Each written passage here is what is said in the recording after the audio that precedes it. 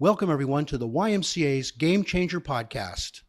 I'm Brent Finley, President and CEO of the Anaheim Family YMCA. I want to thank everyone for tuning in to our very first episode. A little bit later, I'll be talking about how important it is to give back to your community. Before we get into the topic today, I'd like to introduce you to one of the humblest game changers out there. Remember the Castle Inn on Harbor, driving past it, going to the parks or going to downtown Anaheim? And maybe you've stayed there one day. Here is the man behind the castle, Mr. Bharat Patel. Actually, I'm not the man behind the castle. That's my father. I'm just the steward or the court jester. Bharat, thank you for being our first guest on the YMCA's Game Changer podcast. How are you doing? Always good. Some days just more gooder than others. Well, Bharat is a noble and hardworking individual and is president and owner of the Castle Inn on Harbor. Bharat, tell us about you and what's the great story behind the castle? Well, my family moved to Anaheim in 1974 when my parents bought the original Peter Pan Motor Lodge. I actually grew up living there. We had a little apartment connected to the office. Then my parents built a couple other hotels. And in 1989 or 86, we were all sitting at dinner one day and my dad said he wanted to build a castle. And of course, we kind of chuckled. And lo and behold, he did. We opened the Castle Inn in May of 89. How do you navigate running a successful business and raising a family? That's tough, but I think I'm very fortunate that I have a strong support system. My wife and I work together. We understand each other, and it just takes time and patience and surrounding yourself with the best people possible. Yeah, I'm sure that just makes all the difference in the world with good people doing what they can do, allowing you to focus on really probably the highest priorities, family, business, community. Correct. Well, yeah, our family is always first, Yeah. But you're right. You are correct. I'm very fortunate the people that are around us allow me to do the things that I am passionate about. How did you meet your spouse? It's a long story, but basically she was traveling around the world and a mutual friend of ours had a party and we met at the party and we were introduced with the intention that we would get married. It was not an arranged marriage, but it was an introduction. And we got married 6 months after that. And it's been the happiest 36 years anybody could ever ask for. How has a successful business given you opportunities to give back to the community? One, it's taught me a business mindset. So I've learned how to prioritize things. But obviously it's given me the financial means, and also time. It's given me the time. I can take off in the middle of the day if I want to do something to help somebody out. I'm not set 9 to 5 to work, but it's been a great thing. When you look back, what has been maybe the biggest failure in business and what did you learn from it?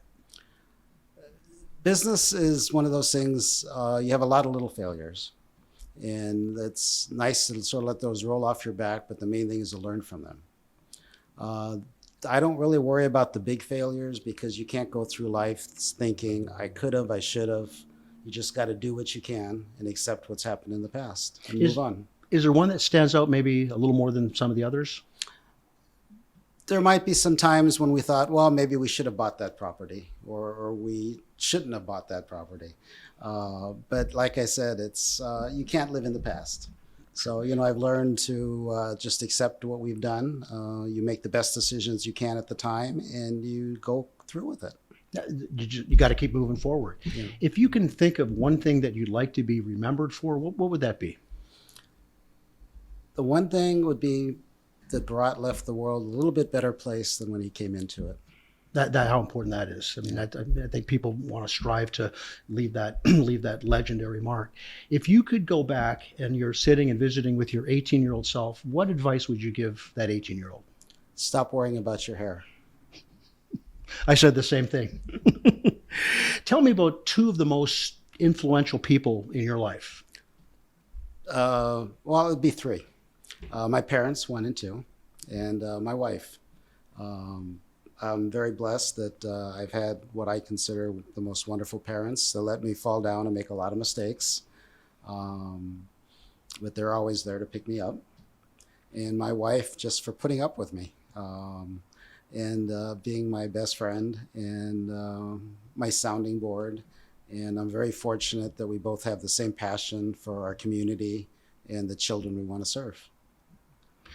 If you could think of one of the most important historical figures that's ever played a role in your life or someone you know about, who would that be? And what would you talk about if you had a chance to have coffee together? There are a lot of people I would sit down and talk with. I think you can learn from different people. But there's a gentleman who wrote a book called The Billionaire That Wasn't. And Bill Gates and Warren Buffett count him as their idol. He's the gentleman that started the thing for all the billionaires to give away. And his famous quote was, "The very last check I write, I want it to bounce." What do you think of our overall expansion plans? Well, I think a real game changer has been the facility. Building the 6 arena soccer fields, it's just amazing. You could go there on a weekend and see all the kids playing. It's getting a lot of use, and it's just been a great asset to the community. The next game changer will be when we go to phase 2, which we're currently in the process of, is building the 12 pickleball courts, basketball courts. And I'm so excited about the Anaheim Ducks building us a street hockey facility. And then on to phase 3 when that community center comes on, and then it'll be time to go on to another project. There'll be another game-changing opportunity somewhere in Anaheim or in our service area. I think that's the direction that we're looking to take. Yeah. What is one lesson that you've learned in business that you think is relevant for today's world? Tomorrow is always coming. You can't dwell on the past, and what you may not have been able to accomplish today, you'll do it tomorrow. What have you done to get involved in many community organizations, and why has that been important to you? I've gotten involved in a lot of community organizations, and it's important to me because I was very fortunate growing up. We didn't have much, but my parents worked hard, and we've made a lives for ourselves, and there's just so many people that can benefit from all our working together and doing good for the community. Well, before we say goodbye, Bharat, again, this has been a great time and our first podcast, Game Changer.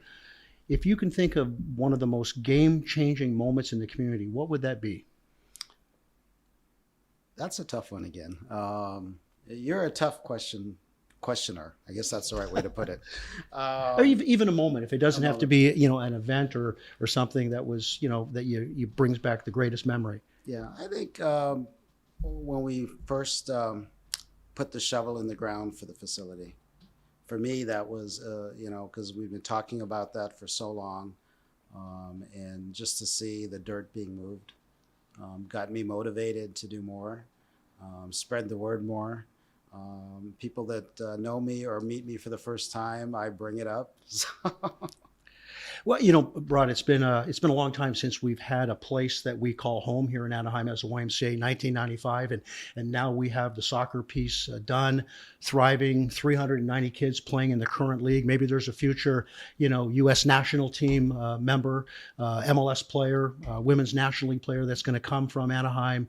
But now we're going to go on to more. I think that's just some incredible game-changing moments for our community, and the ability to share with others, and certainly those kids and families that don't have the ability to pay in full. We'll never let them down. They'll always be a part of what we do. We couldn't be more excited. But Bharat, I just want to say thank you so much for being here today. It's been fun to learn a little bit more about you and your family and some of the things that are important to you, and we appreciate that so much.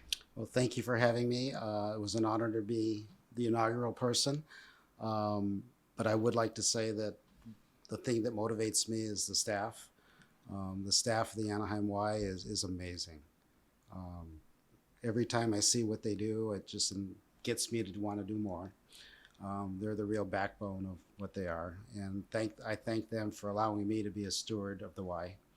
And let's all go forward and make Anaheim a little better place. Absolutely. Thank you so much. All right. Thank you. Wow, what an amazing first guest on our podcast, Game Changers. And now I want to move on to the topic of the day. Giving back is an important act to make a difference in our community, and one that's very, very beneficial and valuable. There are numerous ways to give back. Again, as a volunteer, you could be packing meal boxes at the Second Harvest, coaching a sport team. There's various websites that have volunteer opportunities. Again, the Anaheim Family YMCA, you can look at Love Anaheim, as well as 10C for great volunteer opportunities right here in our community.